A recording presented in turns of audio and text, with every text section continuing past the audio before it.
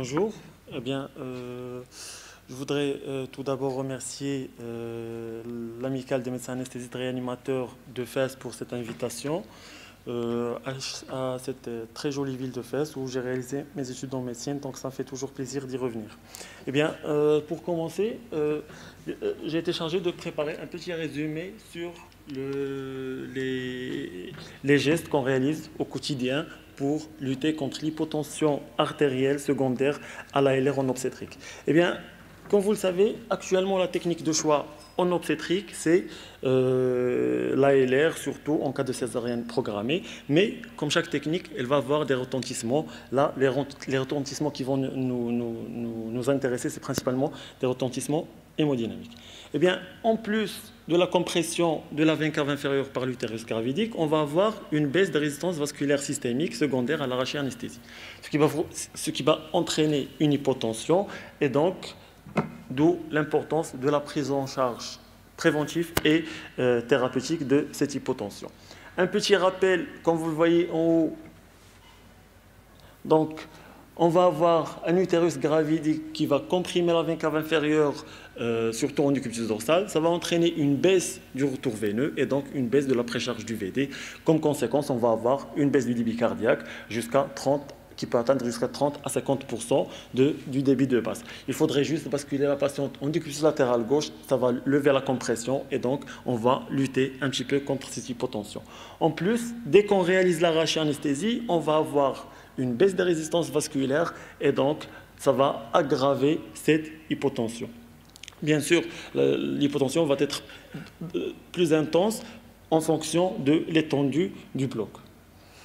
Donc, depuis déjà plusieurs années, depuis les premières études, les moyens de lutte contre l'hypotension étaient répartis en deux grandes approches. Augmenter le retour veineux par la mise en décubitus latéral gauche et l'utilisation de bas de contention ou une compression pneumatique des membres inférieurs pour essayer d'augmenter ce retour veineux. Mais actuellement, la technique la plus efficace ou la plus utilisée, on va dire, c'est l'utilisation de vasopresseurs. Mais il semble plus judicieux de combiner les deux techniques pour avoir une meilleure efficacité sur cette hypotension, en plus de la thérapie liquidienne qui va augmenter la volémie et donc on va avoir une augmentation du retour veineux et ça va même permettre de diminuer les doses des vasopresseurs utilisés. J'ai essayé de répartir les méthodes qu'on va essayer d'utiliser pour traiter cette hypotension en deux principales catégories, des méthodes non pharmacologiques et des méthodes pharmacologiques. Donc pour les méthodes non pharmacologiques, ça va être le décubitus latéral gauche et la réduction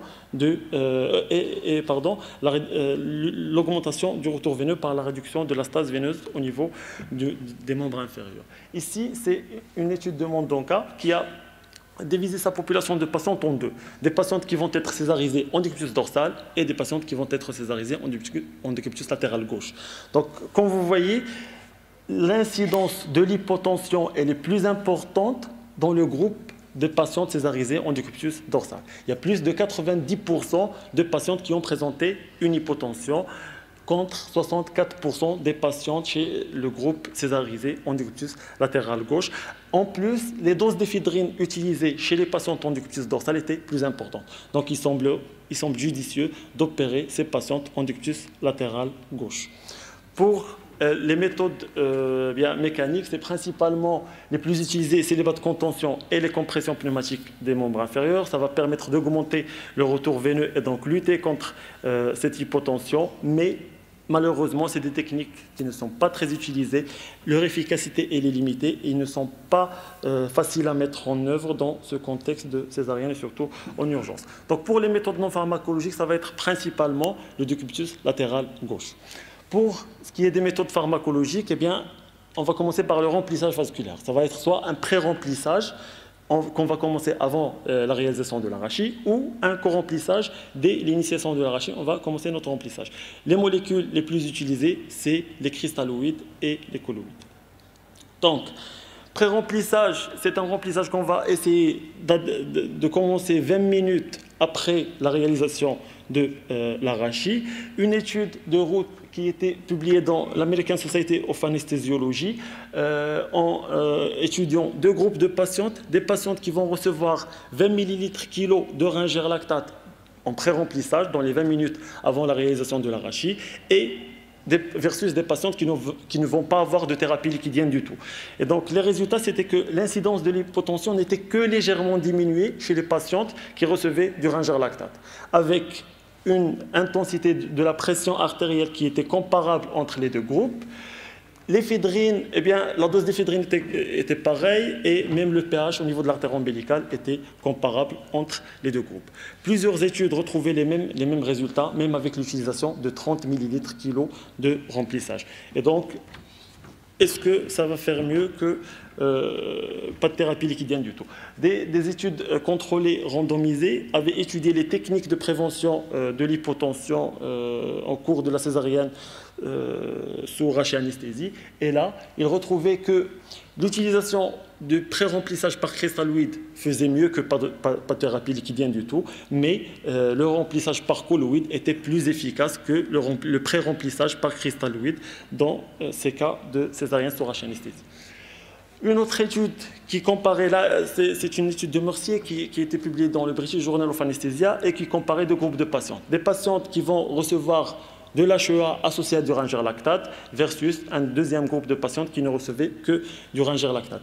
Là, l'intensité de l'hypotension était plus importante chez les patientes recevant du ringer lactate seul. Et en plus, si vous voyez sur la courbe de Kaplan-Meier qui étudie le temps d'apparition de l'hypotension par rapport à la réalisation de l'arachide, on a un taux d'apparition plus long, en bleu en haut, plus long chez les patientes recevant de l'HEA, avec des taux d'hypotension plus faibles chez ces patientes recevant de l'HEA. Il y a plus de 65% de patientes qui ne présentaient pas d'hypotension. Et donc, en matière de pré-remplissage, il faudra utiliser les colloïdes, pas de cristalloïdes. Donc, pour le co-remplissage, c'est un remplissage qu'on va initier dès la réalisation de la rachianesthésie. Et là, c'est une étude de Dier qui comparait le remplissage par 20 ml/kg de ringer lactate dans les 20 minutes qui précèdent la réalisation de la rachianesthésie versus un deuxième groupe où les patientes recevaient un co-remplissage par du ringer lactate toujours au moment de la réalisation de l'arachide. Il trouvait que l'incidence de l'hypotension était plus importante dans le groupe pré-remplissage et même les doses d'éphédrine utilisées étaient plus importantes chez les patientes recevant des pré-remplissages alors que la quantité ou le volume administré du ringer lactate était comparable. Et donc, est-ce que même en co-remplissage, l'HEA ferait mieux? Ça, là, c'est une étude qu'on avait réalisée au service il y a déjà quelques années, c'était en 2015, et qui comparait l'efficacité dans la prévention de l'hypotension artérielle au cours de la rachianesthésie chez les césariennes programmées entre l'HEA en co-remplissage versus sérum salé toujours en co-remplissage. Eh bien, les résultats qu'on avait retrouvés, c'est qu'il y avait moins d'incidence, vous voyez en bleu, moins d'incidence d'hypotension chez les groupes recevant de l'HEA, moins de tachycardie et même les doses d'éphédrine utilisées chez ces patientes étaient moins importantes. Une étude de McDonald avait retrouvé qu'il n'y avait pas d'avantage à l'utilisation des colloïdes par rapport à l'utilisation des cristalloïdes en co-remplissage, on faisait pareil, mais si on détaillait les résultats, il y avait une tendance vers des meilleurs résultats chez le groupe recevant de l'HEA, surtout en termes d'incidence de l'hypotension. 60% des patientes recevant du ringer lactate avaient présenté une hypotension contre seulement 40% de patientes recevant de l'HEA. Et donc, est-ce que la réduction de la stase veineuse améliorait l'hypotension? Est-ce qu'on pouvait traiter l'hypotension juste par la réduction de la stase veineuse? Eh bien oui, on pourrait améliorer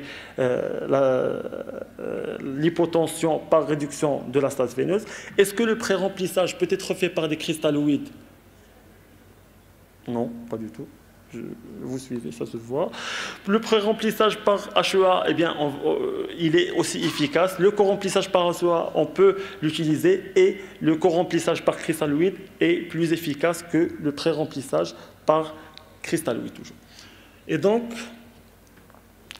pour le remplissage, ça va être un pré-remplissage par colloïde ou un co-remplissage par des cristalloïdes. Donc pour passer au vasopresseur, eh bien, Ici, la première étude de Mercier avait comparé deux groupes de patientes, des patientes qui recevaient de l'ephedrine en infusion et des patientes qui vont recevoir une association d'ephedrine, phényléphrine en infusion. Donc, sur les deux groupes, il y avait plus d'incidence d'hypotension dans le groupe qui recevait de l'ephedrine, plus de nausées et plus nausées, vomissements et plus de tachycardie. Donc, il semblerait judicieux d'utiliser la phényléphrine, mais il faudrait le confirmer. Ici, c'est que le pH était plus acide chez ces patients recevant de l'ephedrine.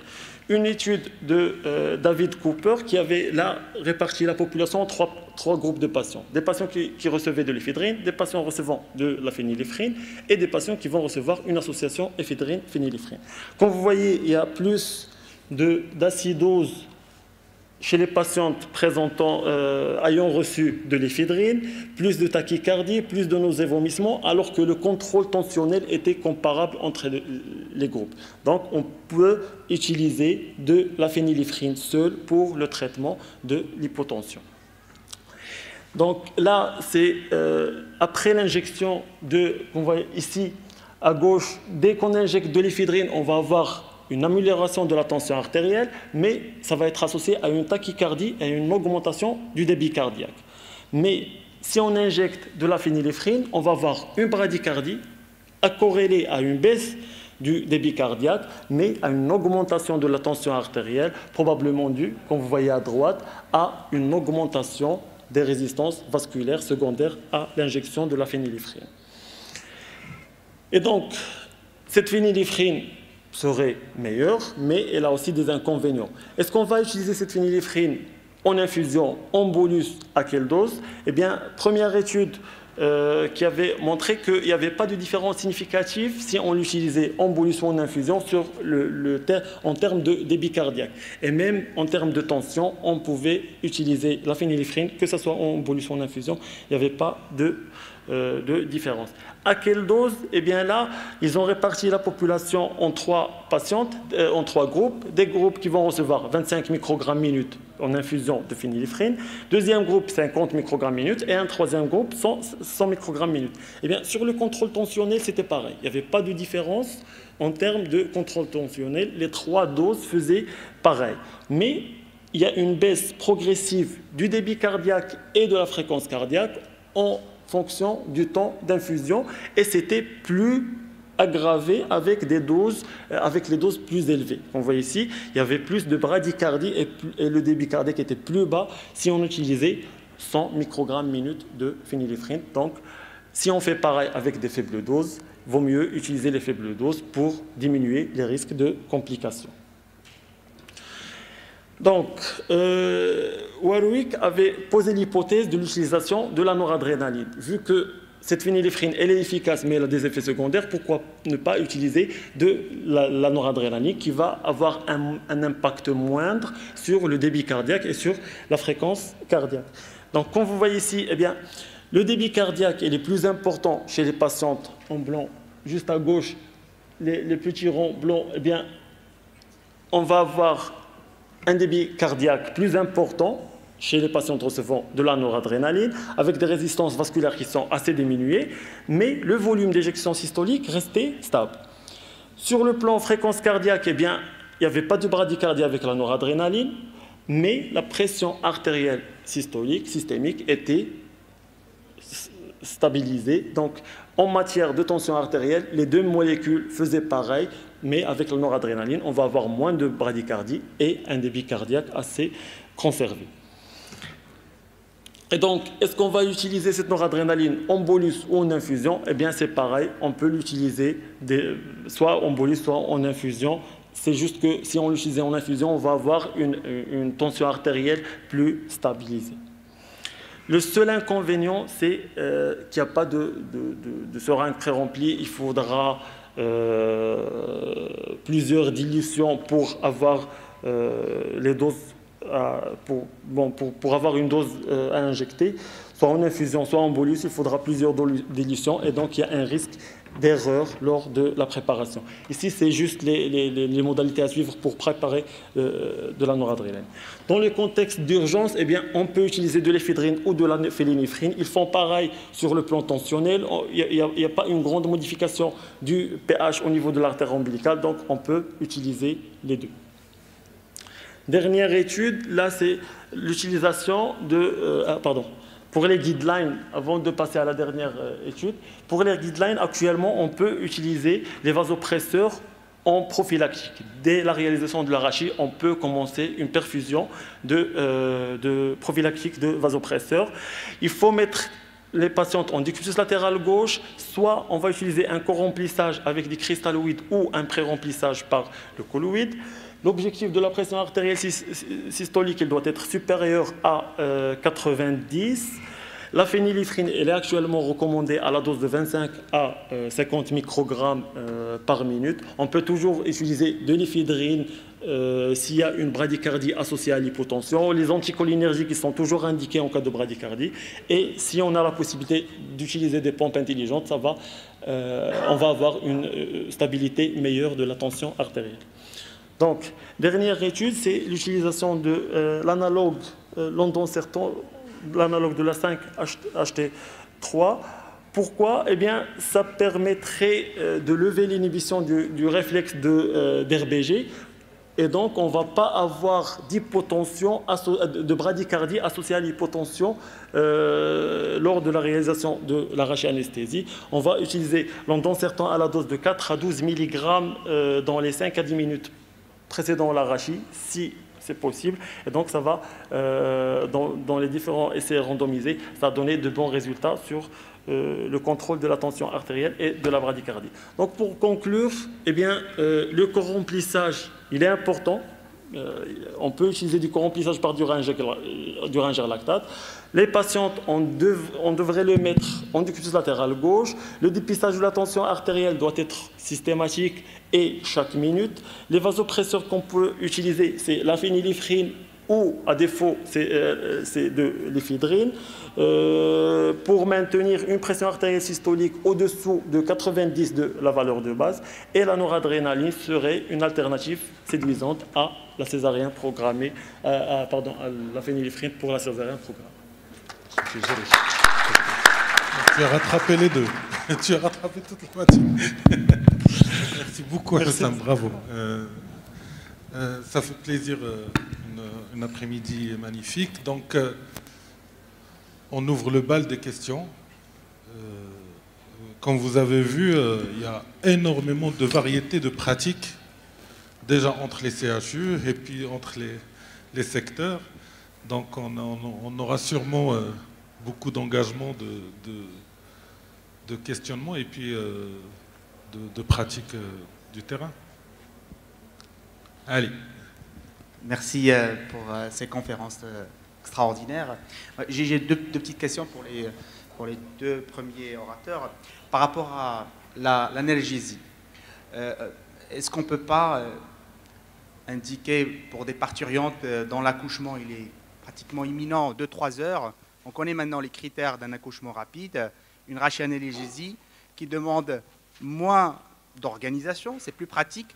L'effet analgésique, il est maîtrisé, mais faudrait-il la faire dans une atmosphère de bloc ou on peut la faire dans les salles d'accouchement? Ça, c'est la première question. Et quelle dose de marcaïne utiliser? Deuxième question, par rapport à la conférence de professeur Berdei, y a-t-il vraiment un code rouge maintenant?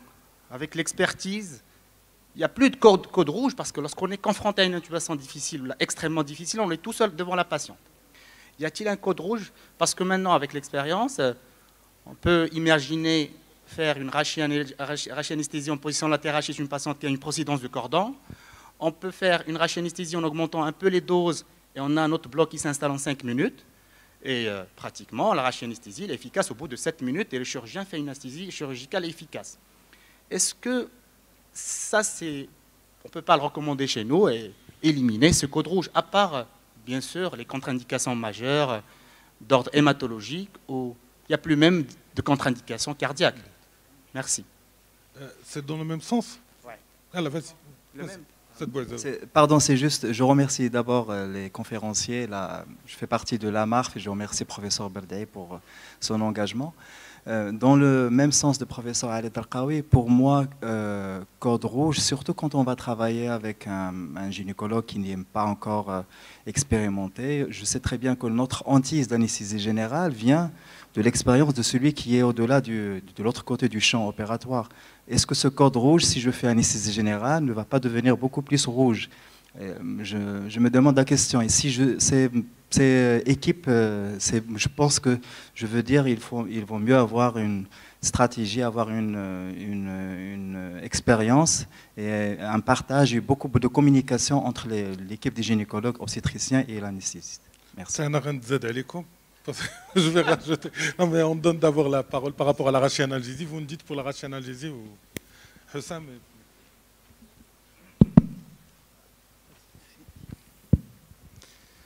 Merci. Donc, concernant la rachianalyse, je suis tout à fait d'accord. Lorsqu'il y a une progression qui est rapide donc, de l'accouchement, on peut la réaliser à la salle d'accouchement parce que les doses, ils sont très minimes, 2,5 mg. Parce que lorsqu'on passe à 5 mg, et parfois on a besoin de 5 mg lorsqu'il y a une délivrance instrumentale, surtout le forceps. Le forceps, c'est très douloureux. Même s'il y a un bloc moteur ou un bloc sensitif moteur, c'est très intéressant de faire une rachianesthésie à ce moment-là. Et pas une rachianalgésie. Et 5 mg, ça ne va pas impacter l'hémodynamique, tout en sachant que dans le salle d'accouchement, il y a un minimum donc de monitoring. Donc, concernant c'est notre protocole au service. Nous, les dames qui arrivent à 7 cm et plus, on demande à la sage-femme, est-ce qu'elle pourra accoucher dans les 2 heures? Si nous le dit oui, c'est rachianalgésie. 2,5 mg, entre 2,5 mg et 5 mg de bupivacaïne, on pourra ajouter de la fenta et de la sufenta. Autre chose, c'est que la réflexion sur le code rouge, code orange et tout ça, mais aussi il y a le MUSE, c'est-à-dire le Maternal Early Warning Signs.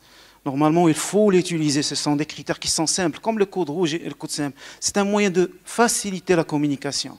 Parce que le problème qu'on rencontre tous les jours, c'est le manque, l'absence totale de communication entre un médecin, que ce soit spécialiste ou un médecin en formation, dans la spécialité d'anesthésie-réanimation, et le chirurgien.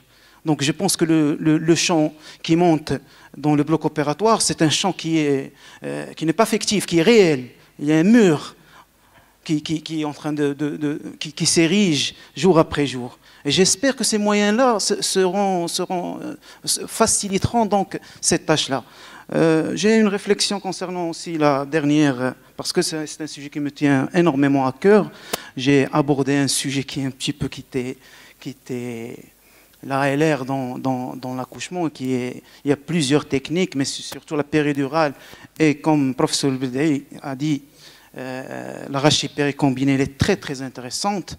Et on le voit, on voit ça et on perçoit ça chaque jour. Et parfois, on n'a même pas besoin d'un kit de rachis péricombinée. C'est-à-dire, on peut faire la rachis à un niveau qui est bas, et puis on monte par un espace et on met un cathé péridural.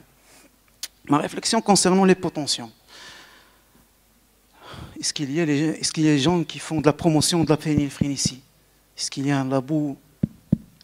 Non. Pas ça la noradresse. Je suis pour la noradrénaline. Je travaille avec la noradrénaline. Et la préparation, elle est facile. 2 mg dans 500 cc de sérum salé, tu as 1 cc égale 4 gamma, 6 gamma, 8 gamma égale 50, 100 gamma de phényléphrine. Phényléphrine, il prédispose, il est cher. Il est cher. 2 mg dans 500 cc. Et fais le calcul. Et pour moi, c'est l'agent idéal. Pour moi, c'est l'agent idéal. Mais il ne faut pas oublier que l'éphédrine a sa place. Lorsqu'il y a une bradycardie associée à une hypotension, il faut utiliser l'éphédrine, pas de noradrénaline. Et il faut aussi mettre l'accent sur le rôle, parce qu'il y a des bradycardies parfois qui sont résistantes. Donc il faut le glycopérolate, voire même c'est l'atropine. On a l'atropine. Non, juste pour rebondir sur ce qui a été dit, alors pour clarifier les choses, la rachianalgésie, certes, c'est une technique de sauvetage quand la péridurale n'a pas pu être faite, ou bien la parturiente il est à stade avancé de l'accouchement. La méthode, il y a des conditions pour avoir l'arraché analgésique. C'est-à-dire qu'il faut qu'il y ait au moins un seul fœtus, pas deux. Deuxièmement, il ne faut pas qu'il y ait une présentation irrégulière. Ça, c'est des choses claires. Si on s'amuse à réaliser une arraché analgésique pour une dame qui a une présentation transverse ou bien double, c'est-à-dire une grossesse gémellaire, ça ne va pas aboutir. Deuxième chose, l'arraché analgésique, c'est 2,5 mg la BP à 0,5 associé à 25 gamma de fentanyl. On met un demi-cc, on n'a pas besoin ni de contrôler la tension artérielle, ni rien du tout. On n'a pas besoin d'un médecin anesthésiste ou bien d'un gynéco. Alors, concernant la noradrénaline, il y a un travail qui a été fait. Bébé noradrénaline, ce n'est pas 2 mg, c'est 4 mg qu'on met dans 500 cc et on prélève 60 cc. Et on met la vitesse, tout dépend de la tension artérielle, en général, c'est 6 gamma par cc. Donc ce n'est pas 2 mg, c'est 4 mg qu'on met dans 500 cc de sérum salé. Voilà, merci. Alors, moi, je vais intervenir. C'est 2 mg dans 500 cc, ça fait 4 gamma par cc. Alors, le travail qui a été publié, c'est bébé noradrénaline, c'est 4 mg dans 500 mg, et non pas 2 mg. Parce que la dose équipotente entre. Ça, c'est un travail qui a été publié, qui est validé. Parce que la posologie équipotente je ne fais que rapporter ce qui a été publié. C'est 4 mg de noradrénaline dans 500 cc de sérum salé. On prend 60 cc de mélange, on met à la seringue autopousseuse et on démarre 2 cc ou 4 cc. C'est 6 gamma par heure, par cc. Et en fonction de la tension souhaitée, on augmente ou bien on diminue. Donc, ce débat est très intéressant. C'est ça le but du Carpo. Il était toujours un club de débat. Alors, je reviendrai sur la première question. J'ai une petite réflexion, c'est l'arraché analgésie. Alors, le seul souci de l'arraché analgésie, c'est que si tu la mets et que l'accouchement est un peu se retarde un peu, est lent, alors du coup, c'est une douleur qui est intolérable. Je pense que la périrachie combinée... ont été précisées ici. C'est pour ça que j'ai dit que pour l'arraché analgésie, il faut qu'il y ait un seul fœtus, pas une grossesse gémellaire, pas une présentation irrégulière. Parce que sinon, c'est un échec. Mais le fait parce que le travail va se prolonger et on ne sera pas efficace. C'est malheureux quand même de mettre une rachie analgésie et refaire une autre rachie ou bien refaire une péridurale. Voilà, là, la douleur, elle est plus intense parce que tu es bloqué. Grossesse monofœtale, pas grossesse gémellaire, pas de transverse. D'ailleurs, on a eu l'occasion de faire ce travail avec le professeur Miguel il y a une dizaine d'années. C'est un travail qui vient d'être publié sur la rachie analgésie. Ils ont mis tous les cocktails. Est-ce que associer même la prostegmine qui a été utilisée, ils ont utilisé le catapressant, ils ont utilisé beaucoup de médicaments. Et pour nous, on s'est dit qu'on a eu cette conclusion avec le professeur Miguel, c'est qu'il vaut mieux utiliser les 2 médicaments plutôt que de 3 parce que la prostegmine, c'est 150 gamma qu'on va diluer dans 10, qu'on va diluer, etc. Donc beaucoup de dilution, beaucoup de risques d'échec, d'infection. Donc on s'est contenté de mettre 2,5 mg de BP à 0,5 plus 25 gamma de fentanyl, c'est-à-dire un demi-cc, et c'est largement suffisant pour ces indications qu'on vient de dire. Voilà, c'est la même conclusion. Donc l'idéal pour moi, je pense que c'est la périrachie combinée. Donc tu mets la 2,5 mg 5 et puis tu mets la péridurale. La vraie rachie analgésie, c'est uniquement 25 gamma de fentanyl, il n'y a pas d'anesthésiques locaux. Donc c'est la vraie définition. Après, on peut mettre des petites doses d'anesthésiques locaux, mais c'est toujours une discussion parce qu'on ne pourra jamais dire que. Moi, je fais des rachis analgésie à la morphine. Hein? Ça prolonge. Il y a les cocktails qu'on peut faire. Voilà, justement. Alors, concernant le code rouge, bon, effectivement, la diapo que j'ai mise, c'est les recommandations d'ASFAR, c'est la classification française, donc je ne peux rien changer. Mais dans notre contexte, j'ai eu la remarque de Sen tout à l'heure, il m'a dit ils ont mis l'éclampsie. Nous, on a fait un travail, c'est un abstract publié dans le WFSA, on a mis 200 patients préclampsiques sévères, parmi eux, 80 éclamptiques, ils ont mis l'éclampsie dans le code rouge, 80 éclamptiques qui ont été faits sous rachis anesthésie. Elle fait son crise d'éclampsie, il se réveille, je la stabilise, je fais une rachis anesthésie. Pour eux, ils ont une éclampsie par an, et souvent c'est grave. Je peux intervenir par rapport à ça. Donc vraiment, l'ALR, on peut j'ai aimé les commentaires du professeur Bouzaoui et Darqaoui, parce que justement, il faut pousser vers l'ALR, c'est-à-dire même dans les codes rouges, C'est ça le message. J'ai eu plaisir à avoir le même raisonnement. Il faut pousser à l'ALR, même dans les cas extrêmes. Vraiment, il faut laisser l'AG au cas vraiment extrême. C'est ça le message que... Si je peux compléter, si vous permettez, l'anesthesie générale est une catastrophe. Est une catastrophe chez nous, dans nos conditions, dans plusieurs settings. Les études américaines qui ont montré 16 fois plus de risque de mortalité, c'est au moins notre situation, si ce n'est pas... Et on en voit dans nos réanimations de maternité spécifiques les complications qui arrivent tout le temps. Des intubations œsophagiennes, des AVC hémorragiques, plein de complications, des Mendelssohn, les complications liées à non-réhabilitation accélérée. Donc c'est une catastrophe. Et ce qui expose à cette catastrophe, voit aussi quand on regarde les recommandations françaises, qui ont leur contexte, et il faut faire attention à beaucoup de choses. Eux, quand ils vont sur une anesthésie générale en césarienne, ils ont du Rémi-Fanta, ils sécurisent plein de choses. Les décès des éclamptiques, c'est des accidents vasculaires cérébro-hémorragiques expérimentaux. Jao, t'as convulsé, t'es dans le bloc AVC hémorragique, c'est du garanti. Parce qu'on ne fait pas beaucoup de choses. Parce qu'on n'a pas beaucoup de choses dans nos contrées. Donc clairement, l'éclampsie, il faut l'enlever du contexte d'urgence. C'est même pas code rouge. Si je peux me permettre. L'éclampsie, elle peut être réanimée et son bébé avec. Et on attend 1 heure, 2 heures et on va aller tranquillement, patiente, réveillée, bilantée avec ses plaquettes et on fait une rachianesthésie et elles sont sauvées. Les femmes qui nous ont échappé, nous, c'est des éclamptiques qui sont passées au bloc opératoire. Et c'est pratiquement du systématiquement AVC hémorragique. Premier message. Deuxième message, la notion d'urgence de la souffrance fœtale aiguë. Il y a la réanimation in utero, mais aussi dans nos contrées. Les gynécologues, les sages-femmes, ils gelent ou les malades, le bloc, ils nous imposent des anesthésies générales pour sortir un bébé souffrant qui n'est pas réanimé parce qu'il n'y a pas de pédiatre. Pourquoi on va aller exposer la maman à la mort pour cause fœtale alors qu'il ne va pas être pris en charge? On est schizophrène. Oui, justement.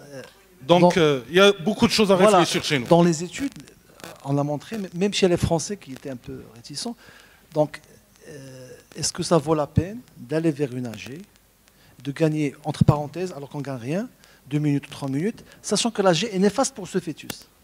On l'aggrave. On aggrave le fœtus, il y a plus les volatiles, ils vont aggraver le pronostic du fœtus. Le score de sédation, il y a plus d'intubation, il y a plus d'admission en soins intensifs. Quand on compare l'AG à l'air indépendamment de la durée. Donc finalement, même dans la souffrance fœtale, et puis il faut définir c'est quoi une souffrance fœtale, parce que on a souvent, on dit, voilà, il y a une anomalie de RCF. C'est 10 minutes de bradycardie en continu. Les anomalies du RCF, c'est un code orange. Donc, quand 90% des anomalies d'urine cardiaque fœtale, ils cèdent au décubitus latéral gauche, oxygène, arrangement de la tension. 90% ils sont réglés. Très bien. Alors, j'ai une question pour la noradrénaline, justement. Donc, il y a le bolus,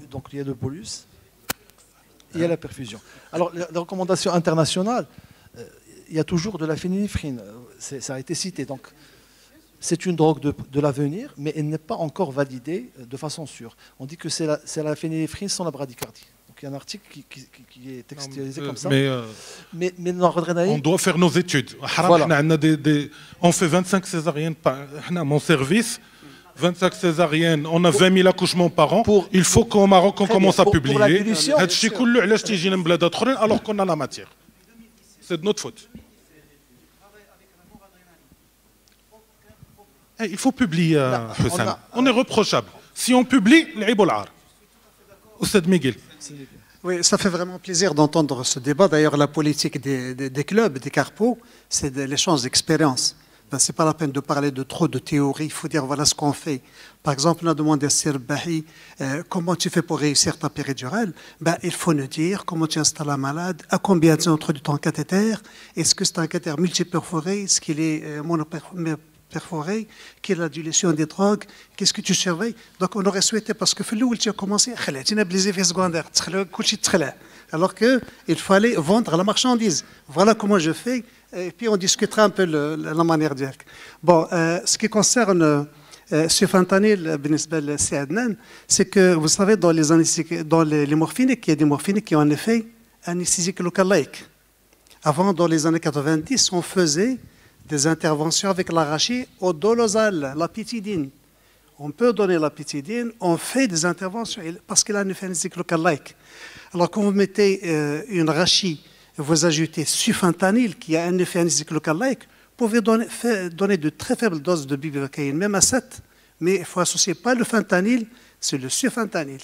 Fentanyl, il améliore le bloc sensitif péropératoire. Moi, sincèrement, je ne l'utilise pas. J'utilise la bupi plus la morphine de 100 grammes. Voilà. Alors, autre chose, tu as fait la péridurale comme alternative. Pourquoi tu ne mets pas la morphine dans la péridurale pour l'analyse post-opératoire? Tu ne l'as pas mis dans... Tu as mis. Et tu donnes quand même urgence. Micro, Adnan. Même en urgence, tu mets ta péridurale. Il y a beaucoup de gens qui nous suivent de l'étranger. Oui, effectivement, je l'ai mis dans les guidelines de l'analgésie, donc 2 à 3 mg dans le cathéter de péridurale, ça te permet d'avoir une analgésie de 24 heures. C'est l'équivalent de 100 gamma, c'est 2 à 3 mg. Alors je reviens vers la fentanyl. Je m'attendais à votre remarque, parce qu'on avait cette discussion avant. Ben justement, déjà la fentanyl, on l'utilise, et j'ai essentiellement puisé dans les articles qui utilisent de la fentanyl, parce que c'est la drogue qu'on a à notre portée. Bon, même en CHU, on n'a pas de sufentanyl. Alors, il faut aller à 25 gamma de fentanyl, entre 10 et 25, pour avoir justement cet effet d'optimisation. D'ailleurs, j'ai mis la dernière méta-analyse de 2020 qui utilise la fentanyl, c'est quand même 14 études randomisées. Donc il y a quand même un effet.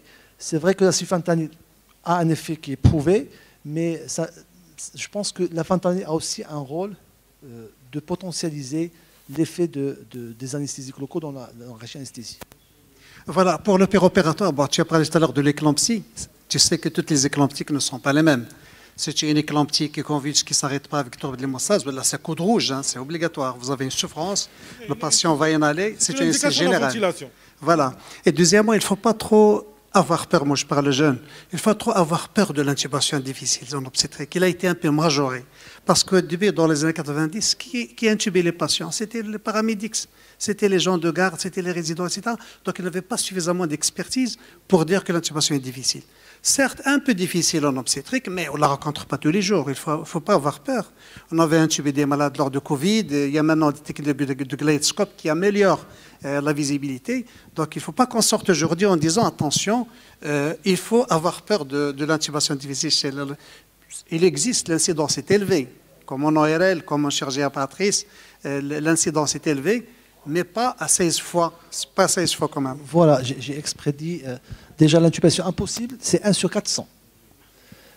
Après, c'est plus fréquent. Donc, ce n'est pas impossible. Donc, ce n'est pas à chaque intubation qu'on va rencontrer une intubation difficile. Mais c'est un taux qui est quand même très élevé. Et ce n'est pas uniquement l'intubation, c'est le risque d'inhalation, c'est quand on a des comorbidités, c'est l'HTA. Mais c'est l'intérêt de la formation, là. Voilà. Des choses, des standards, des chariots d'intérêt de la formation. Il ne faut pas quand même, c'est vrai, je ne suis pas tout à fait d'accord, mais Miguel, certes, il faut que tout le monde apprenne l'anesthésie générale, ça c'est sûr, pour une césarienne, parce qu'on peut avoir une situation où on n'a pas le choix.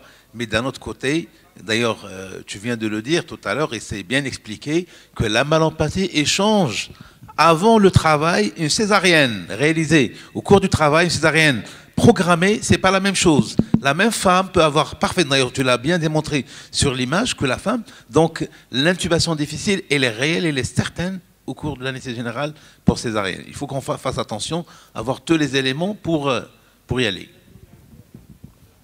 Le micro, l'Oustad Tazi ou c'est Hassan Loukeli? C'est Loukeli, Oustad. Hassan Sabr. Merci au bureau de la Mars, merci aux orateurs. En fait, parmi les critères, les causes de l'échec de la rachianesthésie, il y a un facteur que je crois qu'on a omis, c'est le chirurgien. Et actuellement, il y a un débat, je crois les recommandations des associations de gynécologues qui l'ont conclu, sur l'extériorisation de l'utérus et la mise des champs dans les gouttières. C'est une question qui est déjà résolue dans le sens qu'il n'y a aucun intérêt voire même on aggrave la douleur quand on extériorise l'utérus, et il n'y a aucun danger aux adhérences, il n'y a pas de différence concernant l'adhérence entre la mise de champ ou non. Donc si on se contente à transformer la chirurgie pour une césarienne à une exploration de la cavité péritonéale, c'est vrai, l'arracher pour la césarienne, mais il y a l'arracher pour une hernie ou là pour une vésicule.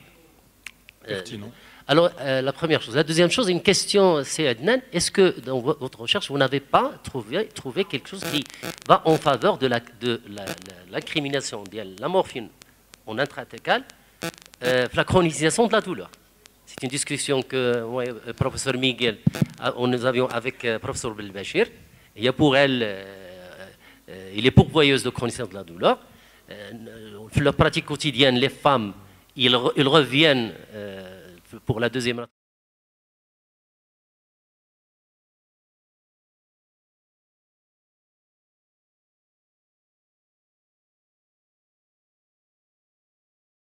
C'est-à-dire, est-ce qu'on doit rester au-delà de 15 mg? D'accord. Clairement. Et qu'est-ce que vous faites pour les dysautonomies? Moi, j'ai de l'expérience surtout avec les dysautonomies neurovégétatives, les césariennes, qui ont un syndrome de dysautonomie neurovégétative. La noradrénaline, elle a sur un contre-pouce, mais le reste du problème, l'éphédrine en général, bolus, ça ne. Président, on va répondre si Houssami répond. On répond à la question. Bien sûr, bien sûr. Donc je réponds à la morphine. Donc il faut mettre tout dans son contexte. Le but de la morphine intrathècale, c'est de diminuer la consommation de morphine intraveineuse. Et c'est un contexte d'analgésie multimodale dans un contexte de réhabilitation précoce après chirurgie. Donc bien sûr, si je mets de la morphine intrathècale, ça sous-entend que mon but c'est d'avoir une analgésie parfaite. D'accord? Donc justement, je pense qu'elle diminue la chronisation parce que... Il y a même des études que l'on confirme. Voilà, le but c'est de diminuer la consommation de morphine. C'est ce que j'ai mis, l'étude de 99 déjà, qui montre que la consommation de morphine intraveineuse est drastiquement diminuée si on met de l'intrathècal. Donc je pense que au contraire, ça va diminuer la consommation de morphine et c'est recommandé dans les guidelines de la société de la RAC d'utiliser de la morphine intrathècale. En cas de contre-indication ou de non-utilisation, il faut utiliser les blocs de parois ou bien l'infiltration. Dorénavant, c'est un standard. Ça devrait être un standard thérapeutique. Pour ce qui est de l'hypotension, la place de l'éphédrine, donc je laisserai monsieur Kier je pense discuter. Que mais l'éphédrine, il a sa place. Il a sa place dans l'éclamptique, dans l'urgence, dans la césarienne programmée, et plus dans les guidelines. La bradycardie. L'éphédrine, il a sa place dans la bradycardie avec hypotension. Et l'éphédrine, il ne faut pas dépasser la posologie de 15 mg. Pourquoi? Parce qu'il y a un passage transplacentaire. Et l'éphédrine, lorsqu'il passe chez le fœtus, il provoque ce qu'on appelle une acidose fœtale. Parfois, le bébé, il n'est pas souffrant. Il faut toujours se poser la question, est-ce que lorsque le bébé a un Apgar qui est bas à la naissance, est-ce que ce n'est pas lié à la procédure anesthésique? Donc, éphédrine, ne pas dépasser 15 mg. Attends le micro, s'il vous plaît. Autre chose, c'est que je suis tout à fait d'accord avec le professeur Miguel et il ne faut pas véhiculer le message que l'AG est... Il faut que le médecin... L'AG dans des conditions non appropriées, non sécurisées, est une catastrophe. Mais c'est le rôle du médecin anesthésiste réanimateur de préparer son bloc opératoire pour tout. Pour tout. C'est l'art d'anticiper. Il y a l'échec de l'ALR, il y a beaucoup de problèmes. Donc, il doit savoir comment faire l'AG. Ici, il y a une situation qui est catastrophique. Normalement, je pense qu'il faut véhiculer ce message. C'est les trois choses, c'est-à-dire lorsqu'il y a quand intubé, quand ventilé, c'est-à-dire bistouri, doigt et sonde d'intubation. La flobstétrique, 15 degrés de position, mettre le circuit et ne pas ventiler à fond avec des petits volumes. Ou dire un masque laryngé double chanal et tu règles 99% des problèmes. Catastrophique. ما توصلش التراكيوتومي. C'est تيزي. شكرا. هذا l'histoire. Mais les chirurgiens عمر ما اعترفوا لهم بأنهم ce sont des médecins qui soignent. كانت لا ميدسين منها l'anesthésie وهما كانوا تيقولوا لهم لي باربيي زعما الحجامه. Grâce à l'anesthésie, ils ont découvert le nerf cubital postérieur, ou l'artère utérine, ou l'urétère, وداك الشيء كله. ولينا دابا حنا خدامين في البلوك باش هذاك يفتح ديال العقليه اللي دومينونت.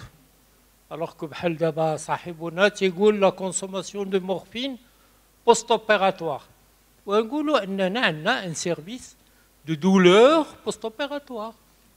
هذا قال له بلاتي نقول الجينيكولوج يقول لي ان المراه خصها سيزاريين، يمكن خصها سيزاريين واش نسبق ليها كاتاتير بيريدورال. وكانوا امريكان صحابنا زمان كيقول له كاع يشوفها واش الي ديفيسيل انتوبي باش يعلم البناج. باسكو لي نومبر ديال داك لي نومبر الاخرين كثار، بيان سور سا نا با مارشي. بي بداو تيقولوا ليهم هادشي كله ملي تهضروا مع هذا ما يسمى بلي ريسبونسابل، قولوا له انا الخدمه ديالكم فيها افون بوندون et après. Il a besoin d'anticiper, il faut avoir des moyens. Si je me dis que je suis cantonné à l'intubation difficile, كلها شنو كنا قلنا زمان؟ ستريس. كيكون جينيكولوج راجل كبير وفايتك في الأعوام وقافت البيستوري وانت جاي كتجري مازال صغير وكتلاحظ المرأة كتجبرها فوق الطبلة بعد ما كان لا بغي انستيزي ولا هم يحزنون. وتجي كتقلب على الماتيريال ما كتجبروش. كنا كنهبطوا كنجريو من ابيسان حتى لا ماتيرنيتي باش نانتوبيو اون فام. Comment ça, c'est de l'anesthésie préhistorique. Donc il faut changer de l'عقلية. C'est vous la sécurité. انت خدمتك la sécurité des malades. Puis فوق la sécurité كدير la qualité كتخدم مزيان. وهادشي انت اللي خصك تشوف المراه اون بري انستيزي وتشوفها في لا سال دو بري ترافاي وفي لا سال داكوشمون ودير لها لانستيزي مزيان الى اخره. دونك il faut qu'on arrête de penser. راهم ils ne vont rien faire. انا جي باسي دو لونغ اني معاهم والو ما كان شيء. صافي غسلوا يديكم. درنا لهم ليموراجي ودرنا لهم لانتوباسيون درنا لهم لانستيزي ودرنا لهم كل شيء وهما فهمتيني. فين ما كتقول لهم شي حاجه كيقول لك واخا وكيجيب دويره وعاود يقول لك لا نسيت داكشي. فهمتيني. سي امبوسيبل دو كونستروير. نتوما فو بوفي بوتيتر كونستروير. علاش؟ لان نتوما عندكم ثقافه د لا سيكوريتي اي اون بلوس سي فو لو بوليفالون. انت اللي كتعرف ليبرتونسيون وكتعرف لي مالادي دو كور وكتعرف المصيبه الكحله ديال ما شنو هي. C'est votre travail. Pourquoi vous attendez que le chirurgien vous délivre une attestation de bonne conduite? C'est vous la qualité. C'est vous qui leur avez permis de devenir un peu ce qu'ils sont. C'est ça la vraie histoire. L'histoire méchée. Et puis un jour, son éminence, le chirurgien le flâné, دخل واحد البناج وإلا l'a autorisé à endormir. قال له نعس ومن بعد قال له فيقوا ومن بعد قال له اش غدير؟ خليك مع المريض انت جيتيني مزيان انا غادي نمشي. هكا تصاوبوا لي صال دو ريفاي. ومن بعد شويه قال له عرفتي شنو دير؟ خديه عندك. هادي ليستوار دو لا ريانيماسيون. فهمتيني؟ ديه عندك loin des yeux, loin du corps. Il faut reprendre votre place. C'est ce qu'il faut dire. Je pense que c'est la très excellente conclusion. Nous sommes tous responsables, nous sommes chacun responsable. La vie de nos parturientes, elle est entre nos mains. Nous devons jouer pleinement notre rôle, nous devons nous former dans un objectif d'abord de sécurité, mais aussi de la qualité. Merci pour cette thèse.